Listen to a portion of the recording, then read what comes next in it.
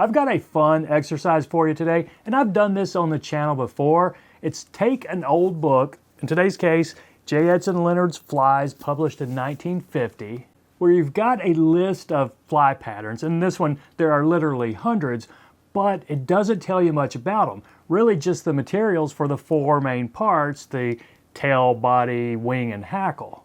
You don't get anything about hook types or hook sizes or even proportions. You don't even know if it should be tied as a wet fly or a dry fly.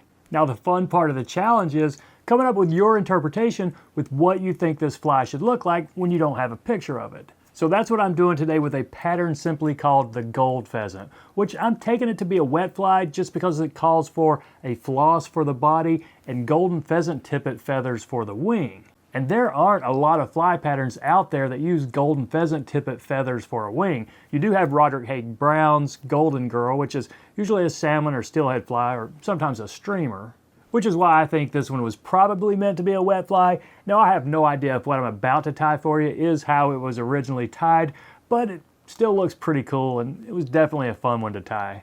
So there it is in the vise, my first attempt at a fly called the gold pheasant from Edson Leonard's Flies from 1950. Now I'm tying this on a size 8, so I'm going pretty big. It's a 1 extra long, 1 extra strong, barbless wet fly hook. Now, one thing I'm doing to begin with, I didn't have any orange floss, so this is an orange thread. It's a 240 denier, so it's a really thick thread. And I'm just kind of treating it like a floss. This is going to be my body, so I'll catch this in and take it back to the bin where I'm going to catch in the tail. And I am already making some lumps back here. That's not too good. Let's just try to let this bend counterclockwise, flatten out a little bit, and we'll catch in our tail. And the tail's golden pheasant tippets. And I got some fluff on my finger there. And I'm going pretty long, not real thick, maybe 12 barbs or so. Just a little pinch wrap right there. And we'll take it right back there to where I started that thread. Okay, I think that is going to be fine right there. And I'm going to leave this in just to kind of thicken my body up a little bit. I'll snip it off when I get up front.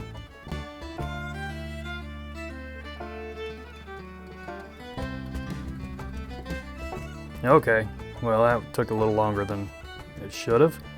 A couple extra wraps. Now let's catch in some floss. And I'm going to use some small mylar tinsel. This is a 16-18. I think the next size up would have been just a little too big. So the recipe says gold. So let's catch it in with the gold side toward the hook. And then just take it all the way back. Now this thread is already cording up on me, so I'm going to give it a good spin counterclockwise right there. And hopefully I can lay in some flat wraps going back. So it's pretty flat right there. But one thing I'm going to do, I'm not going to take this all the way back. See, I'm going to start my first wrap of this tinsel a little bit in front of the back of the fly.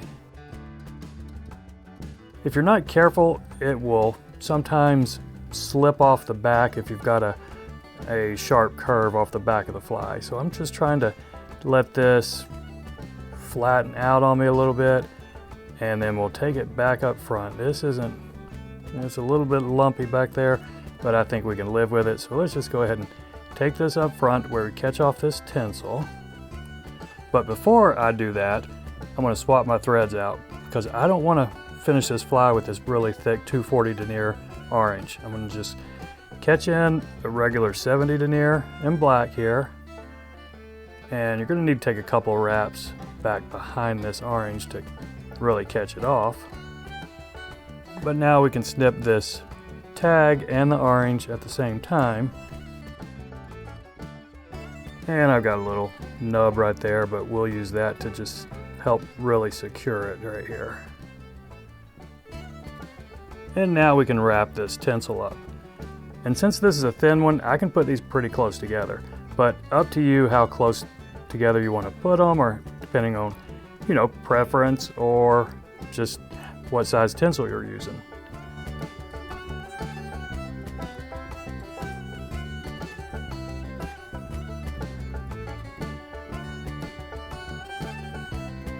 Okay, not perfectly spaced, but I'm happy enough with it. It's gonna give me enough flash, I think. Now the next thing we're gonna catch in is our hackle, and it's calling for an orange hackle. If you have an orange soft hackle, yeah, sure, use it. I did not. The only thing I had was a grizzly dyed orange, and this is from a cape, a dry fly cape, but I took one of the bigger feathers from underneath, which is kind of webby. This feather in my hand would not make a good dry fly anyway. So I'm going to catch it in kind of up front, and then you might be thinking, okay, well, you're going to start crowding your eye, but I won't really, because I'm going to make my head longer and capture some of these feathers and get them swept back. Because if I do 2 or 3 wraps with this thing right here, they're going to be sticking out kind of like a dry fly here, which I don't want. So I can make a bigger head and just sweep all these back at the same time. This feather is kind of twisted on me, but we'll be fine. Let's go ahead and catch this off. And that was 3 wraps. The one you saw in the vise at the beginning, I only did 2. And I think we'll see if 3 is going to look okay. But before, you know what, I should have snipped this stub off before I started wrapping it, but oh well, we can do it now. Okay, and I'm going to wrap my head before I snip that excess off, just because sometimes when you snip that off, the feather will slip out of those last 2 wraps, and then you just kind of have to start over. But see how I'm going way back right here? That's to get these feathers, these barbs laying back to give me the old soft hackle look, or the wet fly look.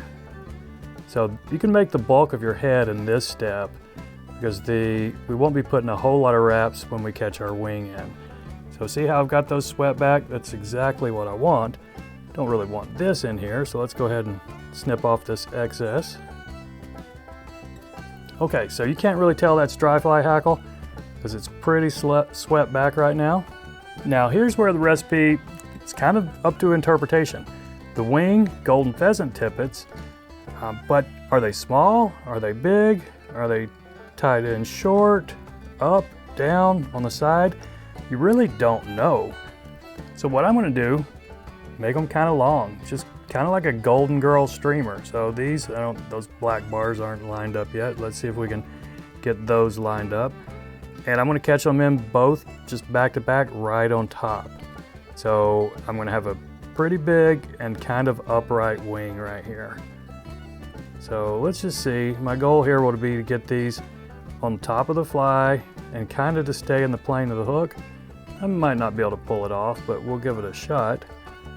So a little pinch wrap up here. We'll do 2 or 3 wraps and take a look at it, and I can take them off if I didn't get them lined up like I want. I think we're fine right there, so I'm gonna pinch this again and take some tighter wraps going forward. And I'm not gonna snip these stems off until I get up front. That way, you know, I won't have a big lump step down right in the middle of my head. So now we can snip them off, and we might see a little bit of this white at the end of the fly, but you know, you could either singe that or just put some extra thread wraps and try to hide it. But go ahead and finish your head, get a nice big wet fly head here. And I'm going to whip finish it kind of right in the middle of this head here.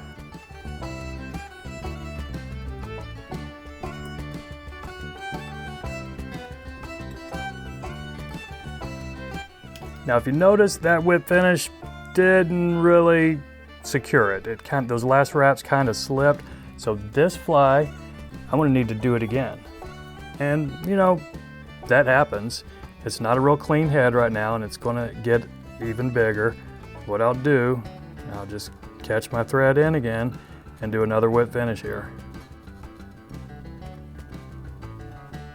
And this time, I'm going to do it right up here.